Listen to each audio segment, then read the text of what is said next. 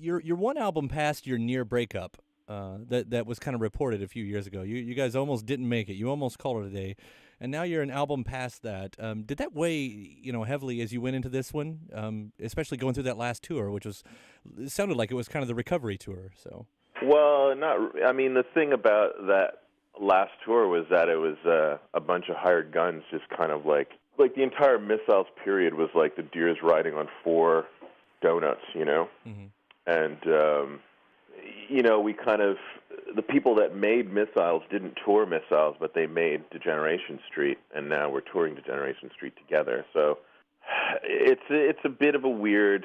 It's a total transitional thing from one era to the next, and now we're at the dawn of this new Deers era. Yeah. So I mean, not to be cliche, but it sounds like you're calling it. This is now a band. This is the band. For me, I mean, I can't speak for everyone, but I think, I would hope that everyone agrees that this is the band, of the future for the Deers, Oh, cool. Well, about that new record, Degeneration Street, a 4-part album, is that right? Or an album in 4 parts, rather? Yeah, I mean, the way we've always made records, there's always it's not just a batch of songs, random songs put together. It's usually there's some sort of thread, and there's an arc in the story and stuff like that. But we don't really make a big deal of it, but Mm-hmm. it's there just to make the whole work as tight as possible. I mean, I've grown up listening to albums from front to back, and while I still, love the idea of just a bunch of singles strung together, I think the idea of it playing out like a film or a novel or a really tight story, the idea of an album playing out that way is something that appeals to me as a listener, and so and I think we all kind of agree in having something that is somewhat, at the very least, somewhat conceptual. I think you hit on something very interesting, especially to me about the Deers, is that you're one of those bands that when someone says, all right, what do they sound like? Yeah. I mean, it's never been the easiest question to answer, but, you mentioned cinematic and Right. and those things. And is that how you would define the Deers at this point, especially? Well, I mean, it's not like something that we do consciously. It's just how it comes out. The way we operate is we go into every nook and cranny, building a world that is believable with no holes in it. You know what I mean? Mm-hmm. And that might seem, strange for a pop rock band, but that is, we just see music as an extension of any other art that is, wound as tightly as possible. You know what I mean? With this record, you seem to be doing quite the long web layout, too. I mean, you've really let people in over your webcasts and everything else. Yeah, I mean, as you get older, you kind of care less about certain things. But at the same time, it's like in my everyday life, for me personally, I'm becoming a little cagier, Right. and less trusting. But I think when it comes to the Deers, and the idea that the Deers mandate has always been as inclusive as possible, that it's not just something for, cool kids with the right haircuts, that, it's always been, something that we hope that everyone can get into, that everyone that feels this way, that wants to feel, like they're part of the human soul, Mm-hmm. and be a part of that connectedness. I think that's what we hope for. So any way that we can to reach out, we're going to open that door, not close it. You know what I mean? Yeah. Well, it doesn't hurt that you know how to write a good chorus, too. But that is important. I mean, you are on the art side of music, where some, many musicians, most musicians, are just by the formula, I guess. But in the spirit of being inclusive, that chorus is there. It opens the door, and you can sing along with your songs, and that's just fantastic and crazy how you're able to mash that all together. Well, I mean, that was part of the mandate of this new record, especially, was to really take everything that we all thought has been great about the Deers and try to really elevate those profiles on this album as much as we possibly can, and without totally beating somebody over the head, but that is, essentially try to keep the self-indulgence to a minimum, and that sense of trying to, I guess, be like a little like to be selfish in like the presentation of it. Like, it is what it is, and it still remains as true to the place where it comes from. That's the most important thing to, like, if the Deers have any policies or mandates, it's like, is to keep it raw, son.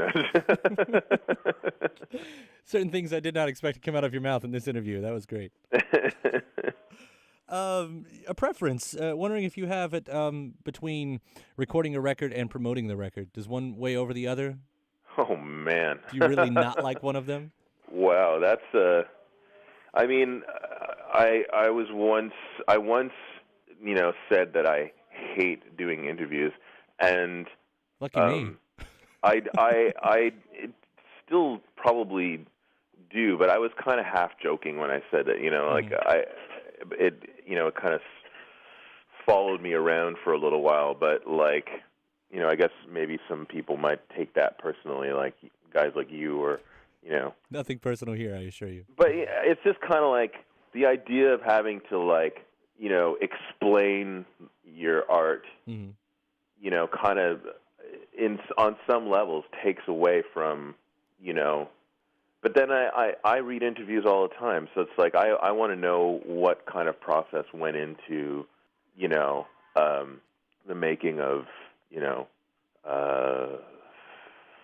whatever great album that I'm into. I can't think of one right now for some reason, but you know what I'm saying? Like, right. I like to know about these things too, so it makes me a complete hypocrite to say that I hate the idea of having to sit around and explain stuff. But what I do like doing personally, and I think as a band, I think we all love to go out and commune with the audience, and that is, playing shows. It's especially when you can really feel that connectedness, like what I was talking about before, and it's that's something that's that we definitely a part of the promotional side. Yeah. I mean, I wouldn't really call that the really promotional side, but I guess bands tour to promote an album, and I guess that's what it is. But I prefer doing that. I don't mind,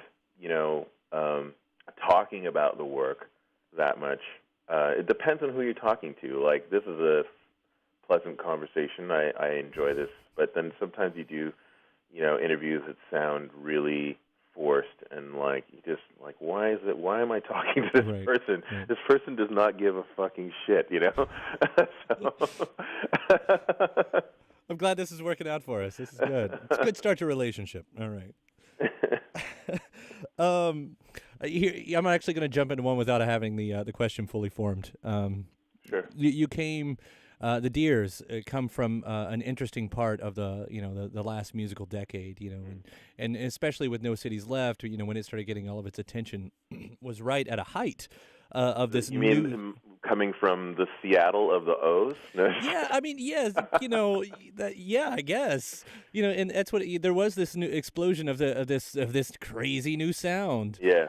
And we're a bit past that now. We're almost a decade past that, actually. And it's interesting though that you're bringing this up because I was just thinking like about how like the difference between like what happened in the 90s with Seattle and what happened with Montreal in the O's.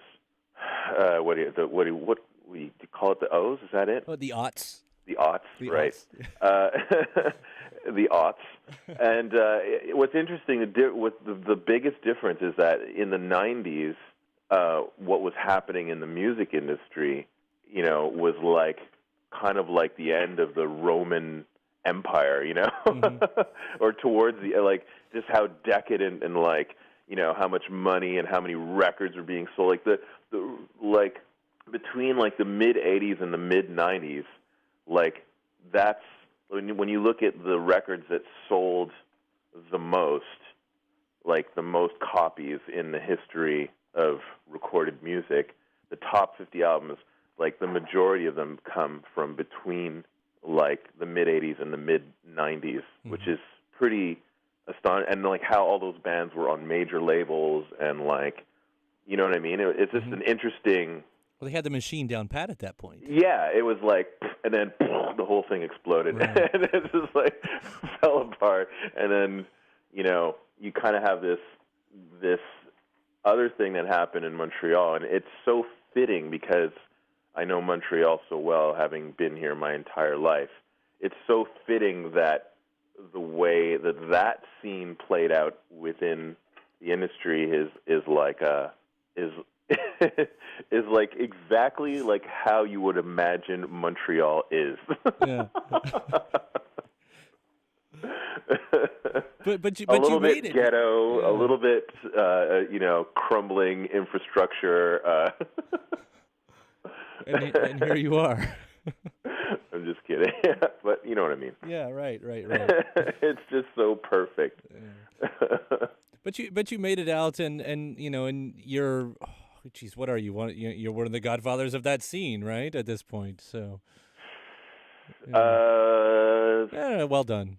Yeah. Well, I mean, we were there at the outset. You know, I think the only other band I can think of that was breaking out around that time was the Godspeed We Black Emperor. But the difference between those two bands are like really, you know, like they're an instrumental, like, right, you know, different kind of epic sweeping style, and we were more the the pop rock version of that, I guess, you know. And it's funny because one of those guys lives like a block away from me now. It's just like 10 years later. It's like it's just kind of funny. Run into each other at the grocery store. Yeah, actually, we see each other all the time. We run into each other all the time.